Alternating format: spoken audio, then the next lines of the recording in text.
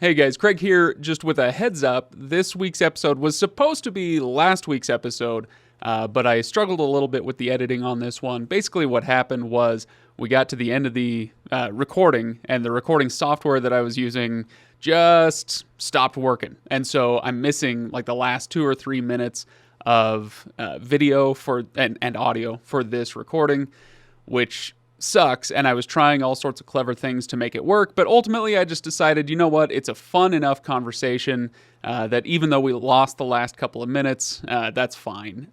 We can still go through this, and I think you'll really enjoy this discussion.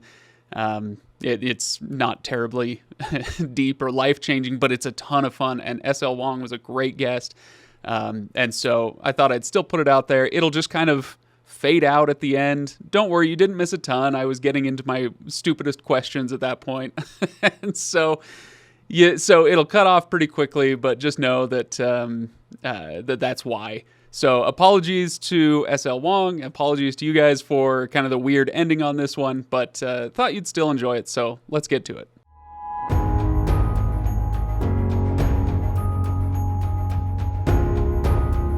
Welcome, everybody. Welcome to the Legendarium podcast. I am Craig, your host, and I am joined today by S.L. Wong, or Lisa Wong, whichever you prefer. I think today we're going with S.L. So, S.L., welcome. How are you? Thank you very much. I'm doing great today. It's good to be here. Oh, wow. Okay, that was one of the more enthusiastic responses I've ever gotten to that. That's fantastic. So you and I are going to be talking about weapons and being an armorer in movies in Hollywood. That's that's kind of our topic for today. But I have to imagine this is going to be a pretty random, wide-ranging topic or a conversation that we're going to have. Who knows where we're going to end up? So, but why are we talking about this with you? Here's what I want to do. SL, I want to tell people a little bit about you, and then I want you to tell us a lot about you. Because here's the thing. I do a lot of these interviews these days, and you have by far the best press kit page I've ever come across. Now, it's a little peek behind the curtain of what it means to produce shows like this. But this matters. And you've got this great press kit page with all these different bios and whatnot. And I'm reading through all this stuff, and I'm going, who is this woman? My word. So I was losing my mind looking at all this stuff. So MIT, Hollywood, yes. Published author of a dozen short stories and a half dozen books by my count, something like that. Yes. I mean, you've done some stuff. Where did you, okay, let's start with college. I'm actually genuinely interested in, and if anybody else isn't, well, too bad. It's my podcast. College, you went to MIT. Yes. Take it from there. How did you get from A to B, or A to Z? Sure. Well, I've always been a bit of a nerd, maybe a little bit more than a bit. So I always hugely into science and math. So I went to MIT, as you do, I guess, to study science and math. And I think we all did. We all did. And I actually, I'd also always been into like theater and performing. So I actually minored in theater arts at MIT, which MIT has an excellent theater program. You wouldn't expect that necessarily. No. When I was, you might have heard this about MIT, but it's a little bit of a hard school. Well, just a little bit. And, I'm confident I could do it. It's fine. I'm prepared. Well, when I was just about to graduate, I'd been there, a few years, and I was starting to feel a little bit burned out on math, which was my major. And I love math. I love math fiercely, and it was really bumming me out that I was like starting to feel really burned out about it, and not so great. And the people who study the type of math that I was doing, which is a very kind of theoretical kind of math, the natural next choice would have been graduate school and like getting my PhD, maybe going into academia or something. And I kind of realized that if I did that, I would end up hating math. And I really didn't want to hate math. I love math. And I kind of was, I remember I was walking around the campus at night, and I was on the, no, I wasn't on the phone with my mom yet. I was just walking around the campus, and I was thinking about my futures my senior year. And I started having these thoughts, and so I called my mom, and I was standing there on the MIT campus. I called my mom and I said, how would you feel if this really expensive education that you just helped pay for, if instead I ended up going out to Hollywood? And And okay, let me predict. The reaction was she took it super well. she actually did. That's good. Yeah. No, bless my mom. She is amazing. Her reaction, she goes, "Oh, I think that would be a marvelous idea. You should do that. That sounds amazing." Wow. Very cool. So that's essentially what I did. And, it's kind of funny because it's, having gone to a tech school, having gone to an engineering school, it continues to impact every part of my life. The friends I made there were lifelong, and what I learned there, it just enables me to do, a lot of other things sort of in between in my life. And, I don't regret it at all. Very, very much one of the formative experiences of my life for me. So then I went out to Hollywood. I became a stunt person and a film armorer, and did that for almost a decade. It was just amazing. It really, the experiences I had there in Los Angeles, just absolutely incredible. So when you went out, you became a stunt performer and an armorer, which what a cool bullet point on your resume. Yes, I was an armorer. Yeah, that's awesome. Is that what you went out to do, or is that something you kind of fell into? The armory was not. I didn't even know that was a job. I went out to do stunts and to do acting, actually, because like I said, I'd been a theater arts major. I was really into acting, but I was also really into stage combat. I'd been doing stage combat since middle school ish, and I got like very, very intensely into it later on. I'd done more traditional martial arts also, but I very specifically sought out like theatrical sword fighting and stuff for like years before that, and I was taking it in college, like as an extracurricular, elsewhere in Boston. And I had actually also in college gotten really into target shooting. I took that at MIT actually.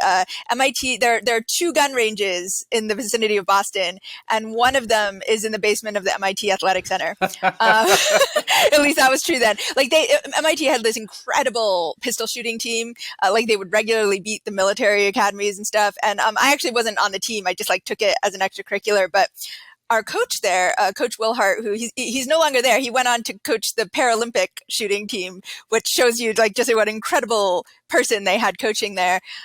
Just absolutely amazing coach, emphasize safety before all, and really respecting, this, everything we were doing with firearms. And I really credit him with, everything I learned that sort of set me on the path to understanding all of that. And then, after I moved out to Los Angeles, I realized pretty quickly that the only scenes, the acting scenes I was really enjoying doing the most were like the action ones. So I kind of, it was a lot to concentrate. I kind of dropped concentrate on the acting and said, I'm going to really focus on stunts because that's what I really want to do. And at the same time, I met my mentor in firearms in Los Angeles, who I apprenticed with him for years. And there's really no school for becoming an armorer. It's very specialized. There are probably only, I don't know, a dozen of us in Los Angeles working regularly. Very small career, very small profession. So, it's hard to learn how to do it. It's because it's just such specialized skills. So I got very lucky that way, and just was there learning everything, and really, really amazing amount of information and different skills and stuff. Is this something you still do, or did you give it up at some point? It's still something I might come back and do. This is sort of like a long and slightly depressing story. I got cancer the second time actually. Ended up kind of having to hiatus from movies for a while. Went to Japan to live for a while because apparently that's what I do when I get cancer and have to take a break from my old life. This wasn't the first time then that you did this? No. It was the first time I did that. Oh, It was the okay. second time I had cancer.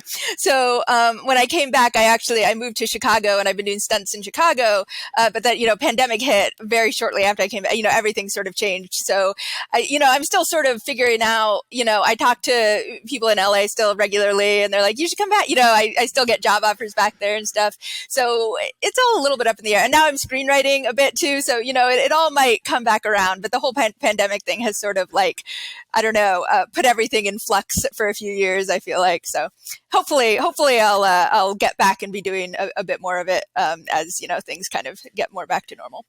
And this is why 9 minutes ago I started with your bio is crazy. Let's talk about your bio because this is fascinating stuff. But we're missing a piece of it, which is that you write a lot. You've Yes, published quite a yes. bit. Where did that come from? Why did you start that? Because I don't see anywhere in your bio so far a really neat insertion point for, oh, and I love writing. that that But is that's it the storytelling from the theater major stuff? Did what drew you to this and when?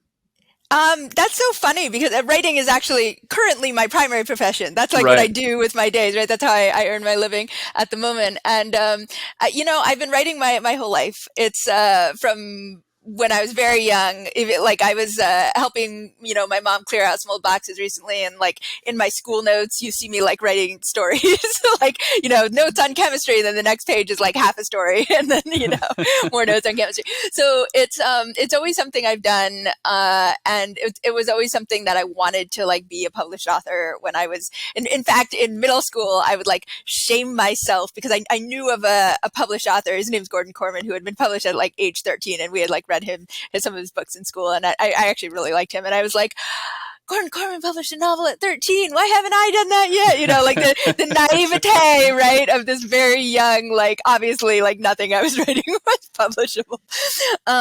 But it had always been, a dream of mine and something I kept doing. And, when I was in college, I wrote at least like more than two novels while I was in college, completely unpublished. Like they will never see the light of Mm. day. Like terrible, right? And then my first novel that ended up being published, I actually wrote while I was in Los Angeles, and I was just sort of doing it on the side along with everything. And my friends knew I was writing a novel, and they would ask me, they're like, "Oh, you're writing this book. What's it about?" And I would say, "Math and guns." And they would kind of look at me. They'd be like, only you would write a book like this. And it was, so that was my first book, which was Zero Sum Game. And that was, it's about a superhero, sort of an anti-heroine who can do math really, really fast. That's her superpower. And she uses it to kill a lot of people, as you do with math. I don't know about everybody else. I do, and I'm sure Yeah, that right. there are dozens of us out there. Completely, That completely. sounds amazing. What's the name of that book? That's called Zero Sum Game, and it's the Zero first book in Sum. the Cass Russell series. Okay, right. And I actually finished it on a movie set. Because there's a lot of downtime on movie sets, and I Mm. had the sides for the day, which are like they're little half sheets where they have the lines for the scenes for the day printed on them, and we get them so that we know what's going on. And on the back it was blank, so I was like writing in pencil on the back of my sides during the day, and I get to the end, I'm like, oh, I think I just finished my book. Wow. That's awesome. That's amazing. So, okay, so people can go check out Zero Sum Game, but I do want to pivot a little bit Yeah. to talk about whether what the through line is here with your bio and what it means to tell stories and how different it's been for you as a novelist or a short story writer, where it's all solo, it's all in your head, it's all maybe with an editor or whatever, versus telling stories in a place like Hollywood where everything Mm, is super collaborative. yeah. You have your small bit of influence, but maybe Yeah. not, I don't Yeah. know, maybe not as much as you'd like, or maybe you prefer the collaborative experience. Tell me a little bit about storytelling in the two genres and what the experience has been like for you. This is such a fascinating question, and I'm so glad you asked it. Nobody's ever asked me this before, but it's so true. Like what you're saying, you're really hitting it. In Hollywood, I was, as a stunt person and an armor, I was what we call below the line. Mm, There are the film crews are split into above the line and below the line. And above the line is like people who are attached, like from the beginning, the writer, director, star, like those people. And below the line are everybody that, like, once the film's in development, they bring in, like, they hire all this crew to make it happen, right? The And lighting and the sound techs and the exactly. Okay. Yeah. So we're all brought in after that, and we're working on this film that already exists, right? We're not part of the creative or the development process. And for me, that's been the biggest difference is, I loved the creative work I would do in Hollywood. For example, if I was part of, making a fight happen, or, helping a director choreograph a gunfire scene or something, like that's certainly a creative job. But, it was always, trying to, make this the best possible for somebody else's vision, which I really enjoy doing. Like, and that's a really awesome thing to be able to do, to be able to, say, work with the director and get the director the shots that they want and the look that they want. It's really like a cool feeling to be able to do that. And I actually find like there's something freeing about it too, because, things go wrong in creative professions all the time, right? Like, I'm sure I don't know what you mean. Too real, right? In Hollywood, we'd have films, I'd be booked for like a month on a film, and, get the call the day before, oh, it's not going, and obviously, like, I'd be disappointed not to get the paycheck, right? But like, there was very little like personal or creative investment, especially if I hadn't even been on set yet, or seen, what was going on yet. Whereas in writing, it's everything, because it's my creative work. That's been a lot harder, actually. Like, when things go wrong, it's a lot more personal. It feels a lot like emotionally harder to kind of, soldier on and go do the next thing. That I actually, in terms of like what I prefer, there's definitely something very fulfilling about having my own creative work, be put forth into the world.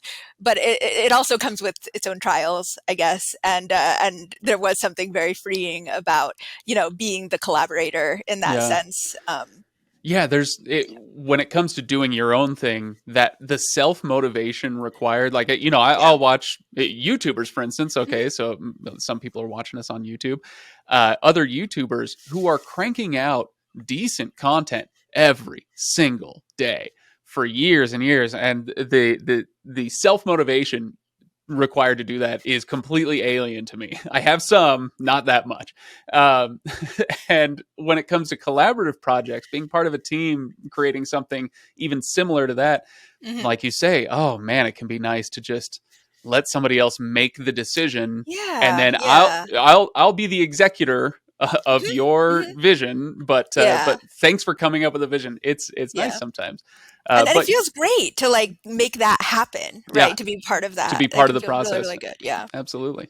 So let me ask you this then. This is another pivot, and we may come back to the storytelling aspect. But I am interested in your work as an armorer, and you did the gun stuff back at MIT, which is a sentence I never thought I'd say in my life. But I should back up a little bit and say a few months ago we had somebody on, I think it was Ed McDonald, talking about medieval weapons, and he does kind of semi-professional level whatever you do with medieval weapons and cosplay and recreations or whatever. And I asked him about especially in with a podcast that does a lot of sci-fi and fantasy stuff, it was easy to ask him, does this ruin books and movies for you to know all this stuff? But now we talk with you about more modern stuff. You're doing a lot of gunplay in your movies and in your stories, apparently. Does knowing more about that subject make it tougher to consume media and for it to be fun for you? I guess I'll just leave the question there. Sure. Slightly. Like every time you know more about something, then you notice more errors, right? It doesn't. I would say I definitely always notice it. When for example, there's this thing movies always do. It's like when you pick up a firearm in movies, it makes a clicking sound. Right. And like once you notice that, you can't unsee Oh it, yeah, right? no, And like it's that awful. doesn't happen. That doesn't happen. Like when you pick up a gun, it sounds like when you pick up a cell phone. Like nothing happens. It's just it's a piece of metal or polymer, and it doesn't make a sound. Right. But they always make that kind of like sound when you like even When you touch pick it up. anything. Yeah. So like stuff like that, I always notice, or like when they rack a firearm twice in a row or something, I'm like, oh, you just lost some of your Just ammunition wasted there. your ammo, yeah. Yeah, exactly. Like all of this stuff, or people flag each other with firearms. I'm like, oh my gosh, like you don't do that.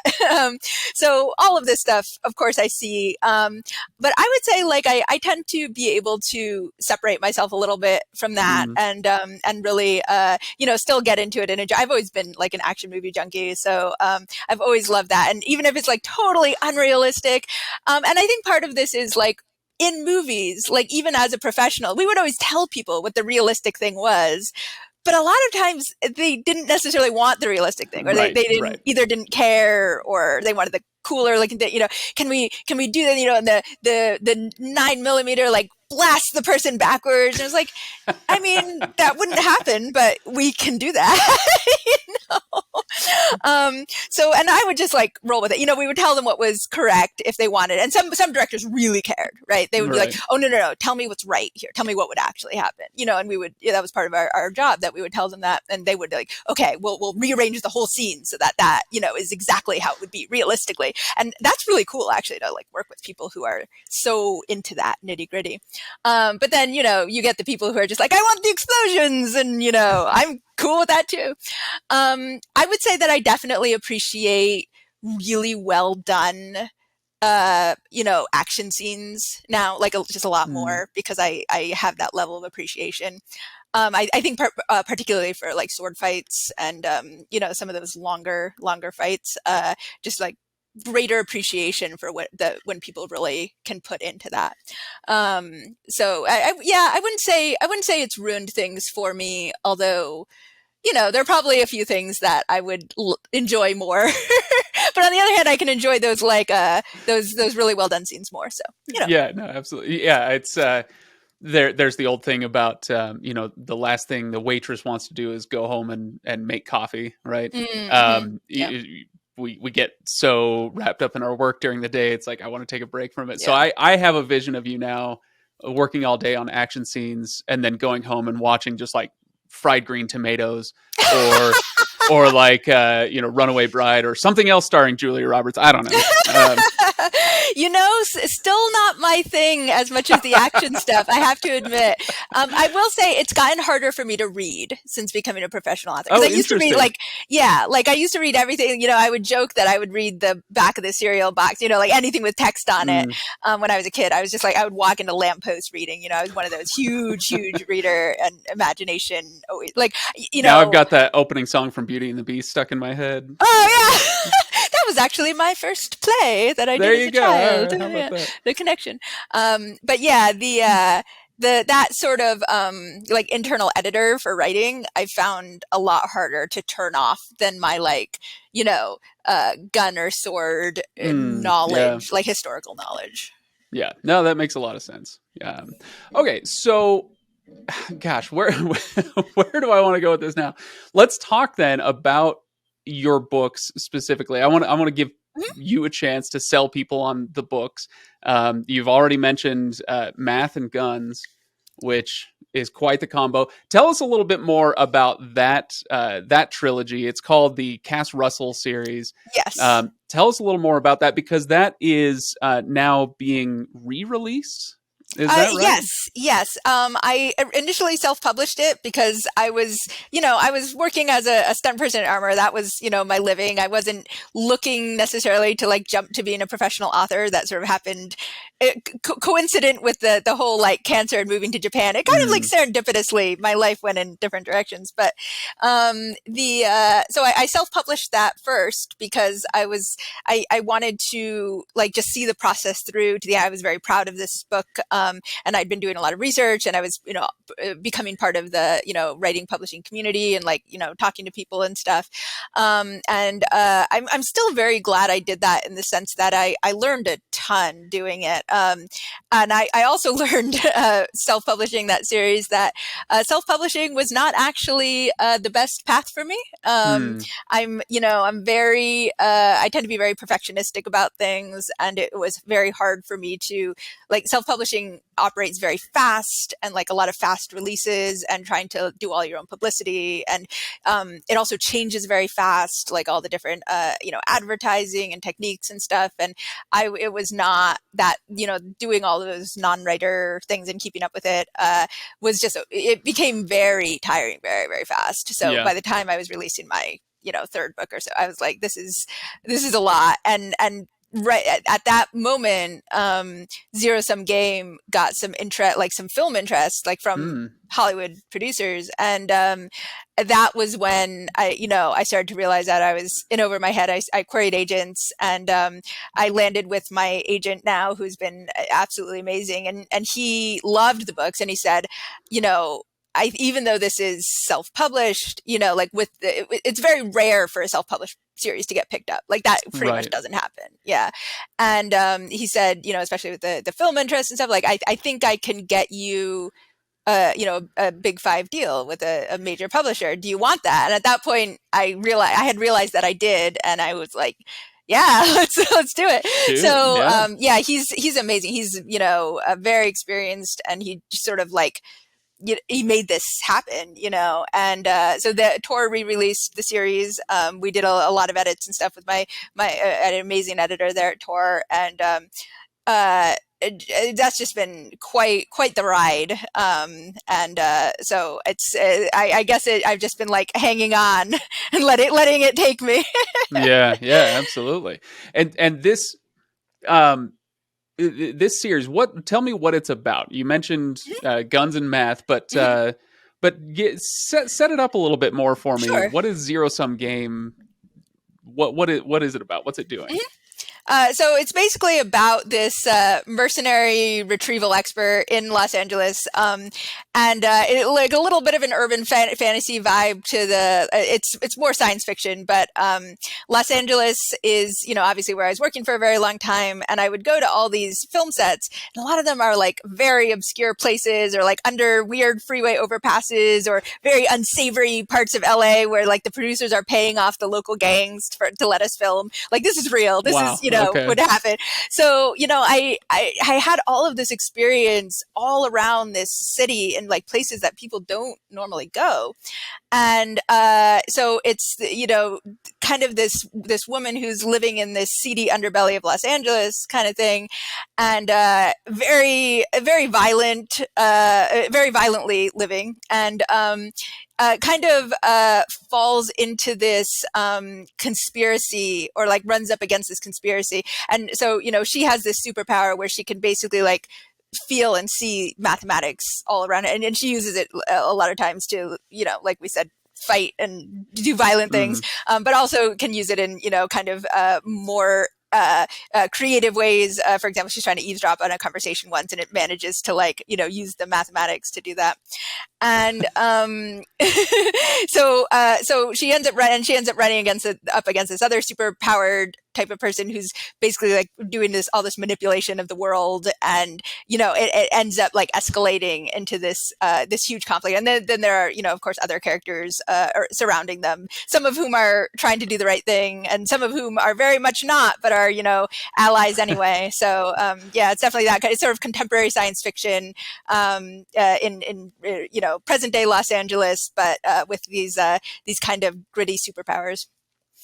Yeah. Just it sounds like a somewhat familiar story, but with a very different kind of high concept Yes, yeah. structure around it. Right. You can That definitely tell sounds I really grew cool. up reading sci-fi. So Oh yeah. Okay, and then the book that you have coming out, and I want to talk about this for a few minutes before I do some. I'll do some lightning round, quick fire stuff, taking us back to our previous subjects. But the one coming out is called the Water Outlaws, and it's coming out in June. So we've yes. got a few more months until it's out. But before you talk about it, I do just want to remind people: pre-orders matter. They matter a lot. So Thank you. if people are interested, they should consider a pre-order because it's coming out in June. So what is the Water Outlaws? Wow. And thank you so much for saying that, by the way, because a lot of people don't realize that. They're like, oh, I'll just buy the book when it comes out, which is also great. We love all Oh readers. yeah. But yeah, pre-orders, they matter so much for like what the publisher like puts into the book, like in terms of publicity and stuff like that, and like the success of a book. So thank you for that pre-order push. I really appreciate it. So the Water Outlaws is, it's a wuxia epic fantasy. And so wuxia is kind of what you think of as maybe martial arts movies, Mm, might be where you've most seen it, is that sort of very stylized martial arts that's like a little bit larger than life. mm. And there's a classic Chinese novel called Water Margin that is sort of recognized as the first wuxia novel, and it's one of the four classic Chinese novels. And when you think like for classic Chinese novels, this is like, from hundreds and hundreds of years ago, right? You think, oh, that's going to be something really dry and boring or something. It is the wildest. It's about these bandits, yeah, and it's about these bandits rising up against this tyrannical empire, and it's like gloriously violent and like funny and raunchy, like all these like kind of linguistically how they talk and everything. It was one of the first novels, I think, the first Chinese novel written in the vernacular at the time, and it's just like a wild, amazing story. And it's sort of a reimagining of Water Margin, but I took the bandits and I gender spun them, so it's like mostly women and queer people in this group of bandits, and they're rising up against this patriarchal I empire. knew it. I knew Yeah, it. yeah. It's very on brand for me. And so you basically got these people, and it's a secondary world that very much resembles like a fantasy China, the same way that a lot of classic fantasies resemble fantasy Europe from olden times. And so a lot of like very like high level, like bordering on supernatural martial arts and those kinds of skills that you might see, like just a bit larger than life, all of this stuff, and like bordering into magic with things like augury and stuff like that, but Mm. kind of the same way you might see in those types of like Hong Kong martial arts movies. Because I really pulled from, I'm half Chinese, and I pulled a lot from my heritage and culture in building all of this, and I just had such fun with it. I've got these women just having these like amazing martial arts fights, and pulling from all my martial arts and fight choreography knowledge, and just like had fun with them being like these rebels, and standing up and fighting back. So when you write a fight scene with these characters, is your style more of 30,000 foot view? I want to describe kind of the fight overall, or do you like to get into the this punch, that kick, swinging this, and trying to describe kind of that minute detail, the blow by blow writing? What do you like to do? It's a little bit both and a little bit neither, I think. Mm, I'm definitely the type of person, because I have all this, fight knowledge, that when I'm writing a fight, I'm imagining myself in it, right? And sometimes I'll get up and I'll actually pace out the fight, but I know every move that's happening in that fight. And I know, I can figure, it's very instinctive to me that, when we do this move, it can flow into this move, mm. and, but it wouldn't go in that direction, that kind of thing. But when I'm writing the words down, it's funny that when I first started learning sword fighting, I was, of course, writing a novel, because I was always writing a novel, most of which weren't finished when I was a child. And I was like, oh my gosh, my sword scenes are going to be so amazing. I'm going to go home and write the best sword scene ever. So I went and I like wrote every single move of this sword fight, and I'm like, ha ha ha, I know all of these terms now. I know exactly, like, I can choreograph the entire fight. This is going to be awesome. A few days later, I go back and read it, and it was the most boring thing I ever read. It was so bad. I can't even tell you. And that was very instructive to me, in the sense that, like, describing every single move is not really the way to write a fight. Mm, So it's more like I'll pull highlights, and I'll pull the vibe and the through line. Like, what matters is really the emotions that are happening, and the what is impacting that character about these moves. Like, that this move catches the character, and, hurts them or catches them by surprise. And that's what's, very much impacting them. That kind of thing is kind of how I think about it, which is the same true for choreographing movie fights. Actually, we talk a lot more about the character emotion and raising the stakes and hitting those moments, rather than necessarily the blow by blow being as important. Yeah, it makes a lot of sense, and it reminds me of the idea of oh gosh, what's his name? Chad Stahelski doing he's what did he do? amazing. John Wick, right? So the stuntman becomes also the a Matrix, director, like, right? Absolutely, yeah. No, but the idea of, he becomes the director. Okay, now he's in charge. He gets to have that creative vision, and it's because of that previous experience that he's able to communicate the action so well. Yeah. And so it's reminding me a little bit of that. You're a writer who now has this extremely specific kind of esoteric knowledge about how fights actually can or should go. And so now it can go into your writing in a and he's a legend, effective by the way. way. It's like Of course, stunts, right? Like, and you're absolutely right. Moving to directing, he has that like deep understanding of how fights drive a story. Which I would say the best fight choreographers are not necessarily the best because they're the best fighters or they're the best at that martial arts. Although many of them are, stupendous, but they're the best at doing that storytelling through fighting and that driving the story forward. All right, so let's do a little lightning round. I have a few really, really stupid questions for you, and I hope you're ready. Now, what I want you to do is get into your armorer / stunt person mode, not the actor mode, okay? Okay. So, favorite weapon to watch in a movie? Oh, that's an interesting one, because a lot of times what I get a real kick out of are the ones that are a little bit more unusual. And I would say it's got to be something like those, giant 50 cals. I was just going to say the same thing. Yeah, like because you so rarely see those. Like, so something like Red with Helen Mirren, she's doing the like, she's got the 50 cal. And she's so good in that. She's so good. And like I've used those. They are very, very hard to like film with. And it's just like very cool to see that kind of thing. We used a 50 cal with like quarter load rounds. It blew out a light 25 feet away. Like, they are so powerful. Yeah. That's an excellent choice. Excellent choice. Okay, so now favorite weapon in real life. Browning high power in 9mm. It is my very favorite gun. It's a handgun. Yeah. And it has to be Belgian made Browning high power in 9mm. Because if it's not Belgian, it's not... They're just not as good. Yeah, the ones. They're just the Argentinian ones are just not as well made. All right, fair enough. So there you go. Again, apologies for the abrupt ending, and especially apologies to SL Huang. She was really great. I hope everybody goes and checks out her stuff. I will link to her website and whatever else in the what's that thing called? Show notes. Yeah, that's what we do here.